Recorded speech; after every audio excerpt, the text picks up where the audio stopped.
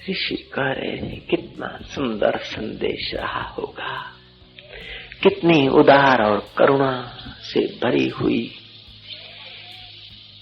ये वाणी प्रकट हुई होगी। ये श्लोक किसी पामर व्यक्ति का बना हुआ नहीं होगा, ये किसी अहंकारी के वचन न होंगे, ये तो होंगे पूरे सतशिष्य के वचन। पूरा सतशिष्य ही सतगुरु अमृत पी सकता है। ये शेरनी का दूध सुवर्ण के पात्र में ही रह सकता है, छोटे मोटे पात्र में से चीर करके वो चला जाता है। ये गुरु के ज्ञान अमृत वचन अभागे को शोभा नहीं देते। हे राम जी जैसे खीर, पवित्र खीर सुवर्ण के बर्तन में शोभा पाती है, श्वान के चर्म में पवित्र खीर भी गंदी कही जाती, ऐसे ही मतलबी और स्वार्थी शिष्यों के आगे ब्रह्म ज्ञान भी शोभा नहीं पाता। लेकिन अहंकार रहित, इच्छा और वासना रहित प्रेम पात्र शिष्यों के हृदय में ये गुरु के वचन शोभा देते हैं। पवित्र शिष्यों के दिल में ये वचन उगते हैं। उगे हुए वचनों को जब सींच जाता है तो उसमें मोक्ष रूपी वृक्ष लगता है। मोक्ष रूपी वृक्ष के अनंत अनंत फल होते हैं। वो स्वयं भी फल खाता है, औरों के लिए भी बांटता ही जाता है।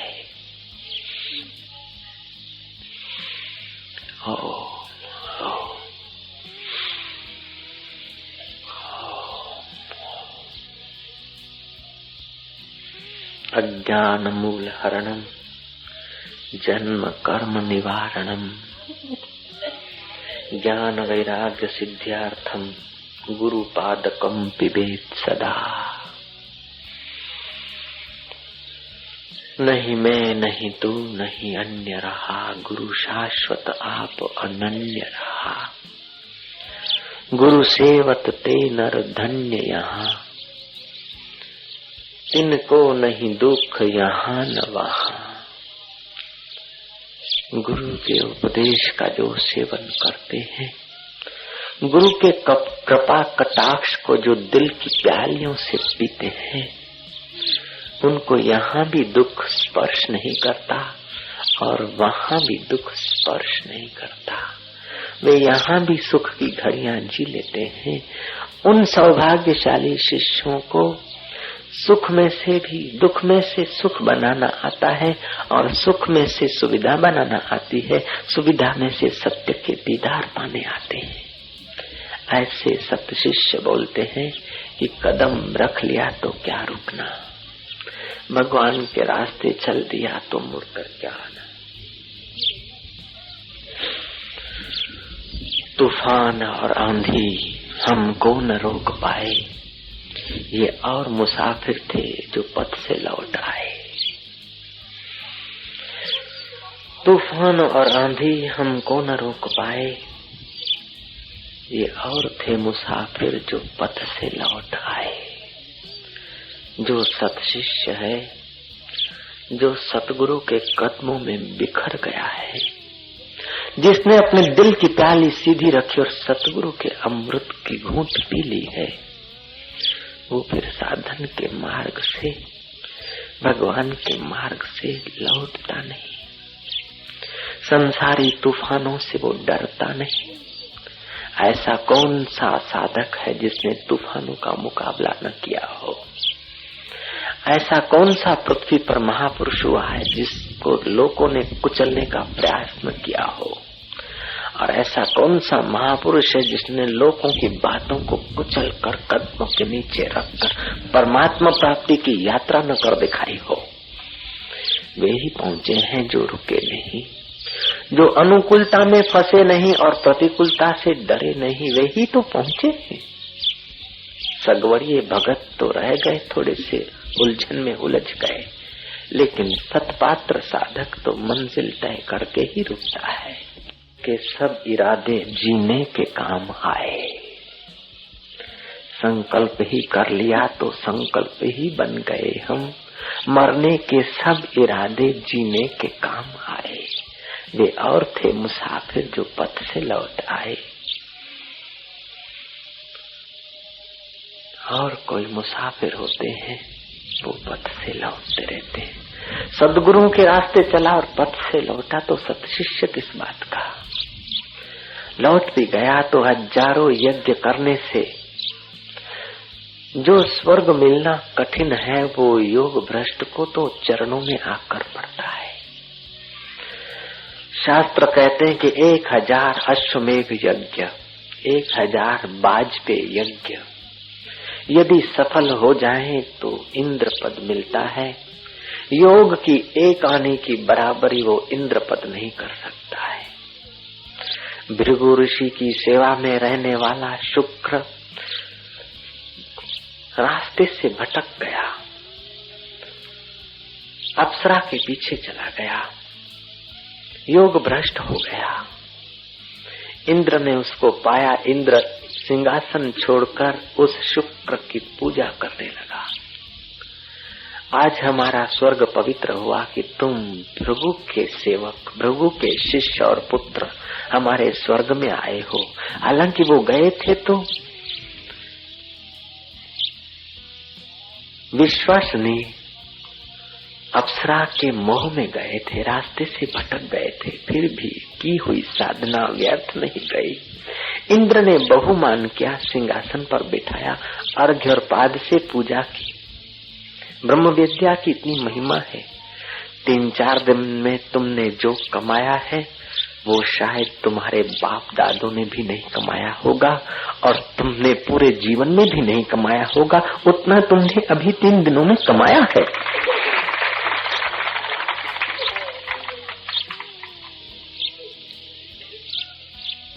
अभी चाहे वो दिखे या न दिखे, तुम्हारी बुद्धि स्वीकार करे या न करे, लेकिन बात 100% सत्य है। 99 पॉइंट जो मानता है वो अभागा है। 100% सत्य है कि तुम्हारे बाप दादों ने भी शायद इतनी कमाई रुपयों के द्वारा, सत्ता के द्वारा ये नहीं कमाया होगा जितना पुण्य तुम कमा रहे हो। जितना 3 दिनों में तुमको मिला है उतना शायद तुमको 3 पीढ़ी वाले भी न दे सकेंगे। 3 पीढ़ी तो क्या 33 पीढ़ी वाले भी न दे सकेंगे जितना बुद्ध पुरुषों के सत्संग से तुमको मिलता है। ऋषि कहते हैं अज्ञान मूल हरणम जन्म कर्म निवारणम।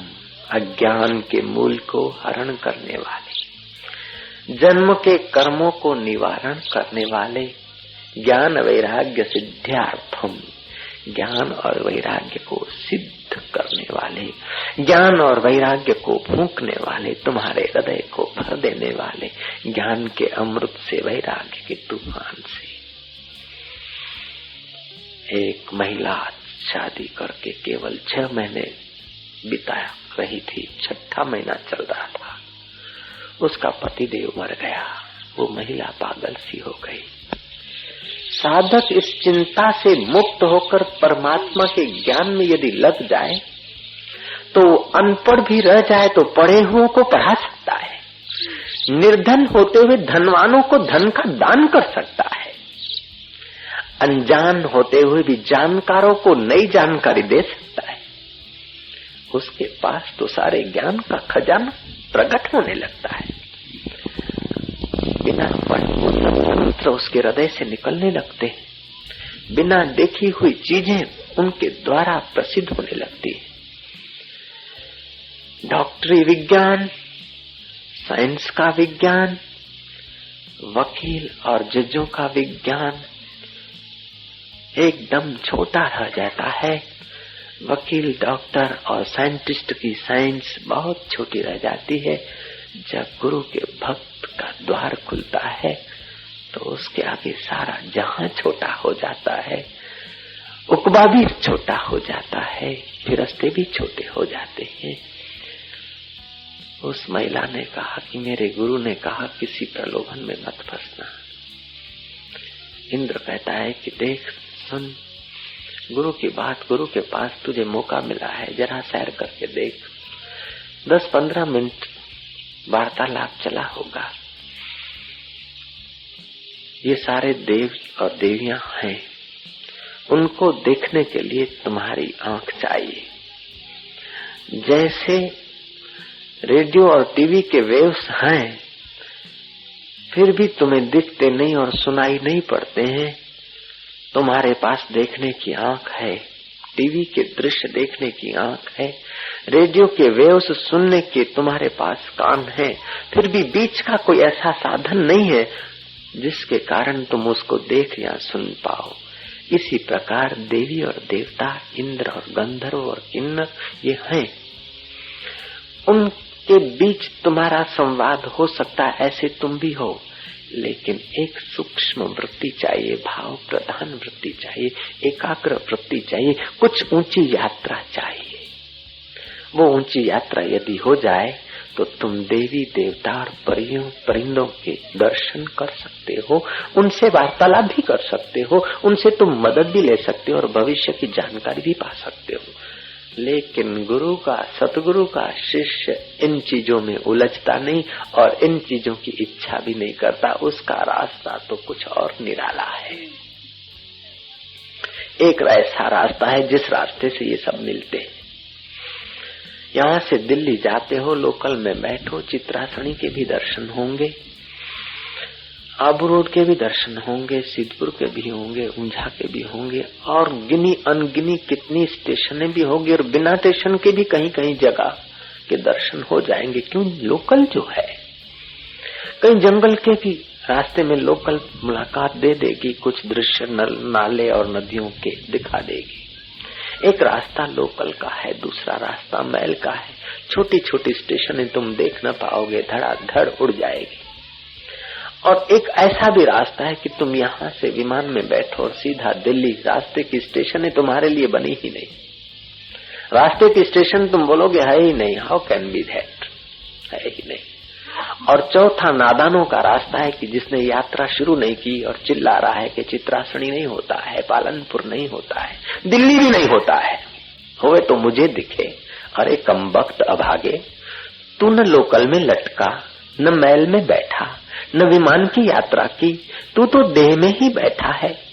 पैसो मारो परमेश्वर ने बैरी मारी गुरु, छोकरा छैया सालिग्राम ने पूजा कोनी करू।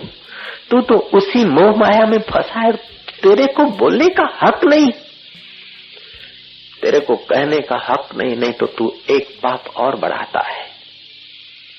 कई नास्तिक हुए इस पृथ्वी पर, कई महापुरुष हुए, कई फकीर हुए, लेकिन फकीरों के साथ साथ कई ऐसे भी फकीर हुए, फकीरों के पास तो संशय की फाकी थी, लेकिन नास्तिकों के पास तो साधना की ही फाकी। न कुछ किया, न ध्यान के गांव में गए, न कीर्तन के गांव में गए, न सत्पुरुषों के चरणों में मिट पाए, पिघल पाए, और जजमेंट देते गए कुछ नहीं है, कुछ नहीं है, कुछ नहीं है। ऐसे लोगों को महापुरुष चैलेंज देते हैं, अनुभवी पुरुष चैलेंज देते हैं ऐसे नास्तिकों को कि जब तुम बोलते हो कुछ नहीं है, वो कुछ नहीं है कहने वाला कौन है वो तो बता। तू कुछ नहीं कह रहा है, किसकी सत्ता से कह रहा है रे? कुछ नहीं है का प्रूफ तेरे पास क्या है? वो कहेगा कि मुझे दिखता नहीं है, इसलिए मैं कहता हूं कुछ नहीं है। मैं आंखों से देखूं तब मानूं, कि वो चीजें आंखों से नहीं दिखती। बोले मैं कान से सुनूं उनकी आवाज तब मानूं। फकीर कहता है कानों से वो आवाज सुनाई नहीं पड़ती। बोलता है तो जीभ से चखा दो उस देवी देवता का स्वाद भगवान का। फकीर कहता है वो लड्डू पूड़ी पेड़ा नहीं है कि जीभ से चखा जाए। वो कहता है कि जरा बता दो, मैं जरा टच करके देख लूं। फकीर कहता है वो बखमल या गादी तकिया नहीं कि तू स्पर्श करके देख लेगा। वो बोलता है जरा उनकी खुशबू बता दो तो मैं सूंघ लूंगा, उनकी सुगंध कैसी होती है। फकीर कहता है वो देखने के आंखों से दिखते नहीं, कानों से सुने नहीं जाते, नाक से सूंघे नहीं जाते हैं, वो तात्विक अनुभव जीवा से चखे भी नहीं जाते हैं, और हाथ से स्पर्श भी नहीं किए जाते, फिर भी है। नास्तिक बोलता है जब लग न देखूं नैन तब लग न मानूं तोरे बैन। मैं जब तक देखूंगा नहीं तब लग मानूंगा नहीं। फकीर कहता है कि ऐसे दिखाऊं तेरे बाप का नौकर नहीं हूं। तू मेरे अल्लाह को देखने के लिए तेरे पास नम्रता नहीं है, सरलता नहीं है, टाइम नहीं है, तो मेरे पास भी अल्लाह की मस्ती छोड़कर तेरे जैसे भूत के पीछे लगने का टाइम नहीं।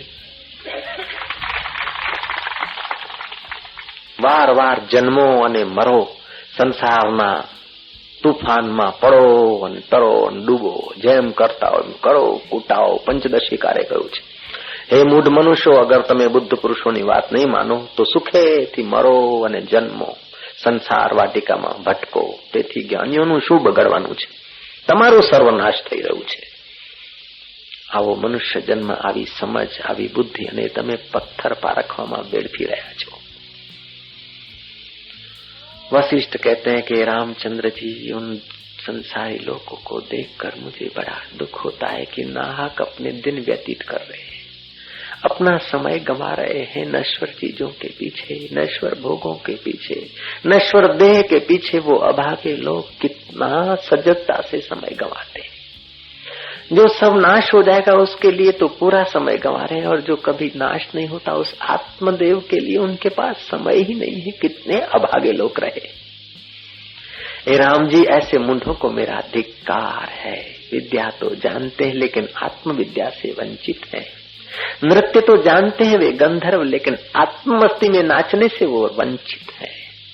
उन देवताओं को भी मेरा धिक्कार है जो स्वर्ग का अमृत पीकर अपने पुण्य नाश कर रहे हैं। संतों का अमृत पीकर यदि पाप नाश करते तो क्या घाटा था उनको। नास्तिक कहता, फकीर को जब तक मैं आंखों से देखूंगा नहीं। 5 ही तो इंद्रियां हैं तुम्हारे पास, शब्द, स्पर्श, रूप, रस और गंध। इस 5 इंद्रियों के सिवाय तुम्हारे पास देखने का और कोई साधन भी तो नहीं। हो सकता है कि 6ठी इंद्रिय हो तो जगत की कोई 6ठी चीज का भी तुम्हें स्वाद आ जाए। नाक खराब है तो सुगंध आपके लिए नहीं है। जन्म से आंख नहीं है तो रूप आपके लिए गायब हो गया। जन्म से श्रोत्र इंद्रिय खराब है तो शब्द आपके लिए गायब है। स्पर्श इंद्रिय काम नहीं देती है। कुछ ऐसे भी जीव हैं जिनकी 4 इंद्रियां हैं।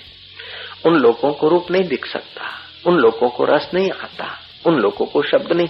कोई ऐसे भी हैं जिनको 3 इंद्रियां हैं, उनके लिए जगत 3 हिस्से में, तुम्हारे लिए जगत 5 हिस्से में। योगी जब 6ठी इंद्रिय जागृत कर लेता है तो उसके लिए जगत 6 हिस्से में, और उससे भी कोई अपनी वृत्ति ब्रह्माकार कर देता है तो उसके लिए जगत अनंत अनंत हिस्सों में होते हुए भी अनंत सब एक से निकलते हैं। वो एक ही एक देखता है, एक ही एक को सुनता है, एक ही एक से बोलता है, एक ही एक से लेता है। ऐसा कोई फकीर मिल जाए और नास्तिक पहुंच जाए तो भी फकीर उसको आस्तिक बनाने की कुंजियां रखते हैं, यदि उनको रहमत आ जाए। फकीर ने कहा कि ऐ मरने वाले, भगवान की आस्था पर तुझे विश्वास नहीं, फकीरों की बात पर तुझे विश्वास नहीं, तो तेरी बात पर हमको भी विश्वास नहीं। बोले महाराज मेरी बात तो सुनो। बोले हम तेरी बात सुनने को मेरे पास टाइम नहीं, मैं तो शिष्यों की बात सुनता हूँ। जो मेरे आगे सिर झुकाता है उसकी बात सुनता हूँ। सिर तो झुकाया नहीं, ठूंठ होकर आ गया, कोई प्रणाम भी किया नहीं और बड़ी बातें बनाने को आ गया।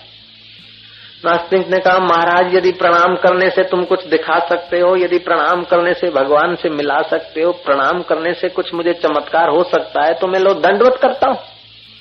उसने किया दंडवत, और फकीर भी कोई युवक रहा होगा, कस के जोर से एक फेंट लगा दी। फेंट लगाती हो कि बाप रे मर गया साईं, ये क्या कर दिया। फकीर ने कहा क्या हुआ क्या हुआ। बोले बहुत दर्द होता है। फकीर ने कहा देखूं जरा। बोले बाबा जी आंखों से दिखता नहीं। फकीर ने कहा जरा चख लूं। बोले बाबा जी तुम अजीब आदमी हो, जीभ से चखा न जाएगा। फकीर ने कहा अच्छा मैं कान लगाकर सुन लूं दर्द कितनी जोरों का है। वो बच्चा कहता है कि महाराज आप साधु, आपको इतना आइडिया नहीं, ये आंखों से दिखता नहीं, जीभ से चखा नहीं जाता, कान से सुना नहीं जाता, नाक से सूंघा नहीं जाता। बाबा ने कहा तो अच्छा मैं जरा दबा के देखूं कितना दर्द है। बोले बाबा जी घायल की गति घायल जाने, तुमको क्या पता, बाबा क्या पहचाने। तब बाबा कहता है कि बाबा की गति बाबा जाने, अहंकारी क्या पहचाने। बाबा की गति तो बाबा के साधक जानते होंगे थोड़ी थोड़ी, परमात्मा जानता होगा। जिसके चश्मे अपने ढंग के हैं वो बाबाओं को भी माप लेगा। क्या ठीक है भाई, हाँ हम छे બધું ठीक है, लेक्चर हारू હતું। लेकिन बाबा कभी लेक्चर नहीं करते, बाबा कभी लेक्चर नहीं करते। लेक्चर प्रोफेसर लोग करते हैं, लेक्चर नेता लोग करते हैं। बाबा तो ईश्वर के साथ एक होकर बोलते हैं। बाबा की वाणी सत्संग होता है। बाबा की वाणी सुनने से जितने पाप करते हैं उतने पाप तो तुम्हारे चांद्रायण व्रत से भी नहीं कट सकते। गंगा में स्नान करने से जो फल होता है उससे तो 4 गुना फल बाबाओं के दर्शन से हो जाता है। ऐसा कोई बाबा मिल जाए। ऐसे बाबा के लिए ऋषि कह रहे हैं अज्ञान मूल हरणम, अज्ञान के मूल को हरण करने वाले। जन्म कर्म निवारणम, जन्मों जन्मों के कर्मों को नाश करने वाले। अज्ञान मूल हरणम जन्म कर्म निवारणम ज्ञान वैराग्य सिद्ध्यार्थम गुरुपादको पिबेत। गुरु के पादकों का उदक, चरणों का जल।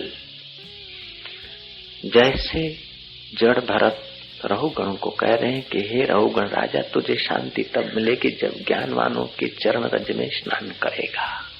गोरखनाथ कह रहे हैं राजा भरतरी को, अष्टावक्र कह रहे हैं जनक को, वशिष्ठ कह रहे हैं राम को, और ऋषि कह रहे हैं हम लोगों को।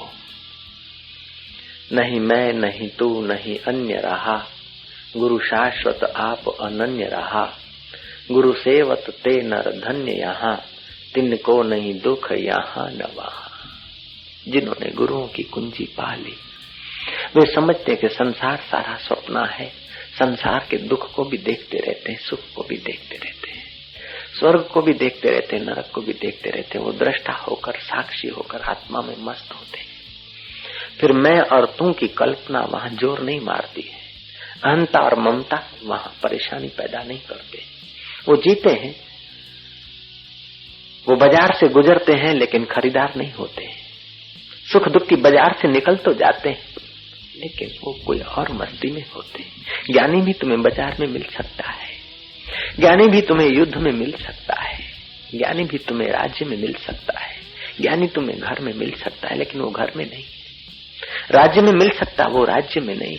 तुम्हारी सभा के बीच मिल सकता है लेकिन केवल सभा में नहीं, वो तो अनंत अनंत ब्रह्मांडों में फैला हुआ चैतन्य है।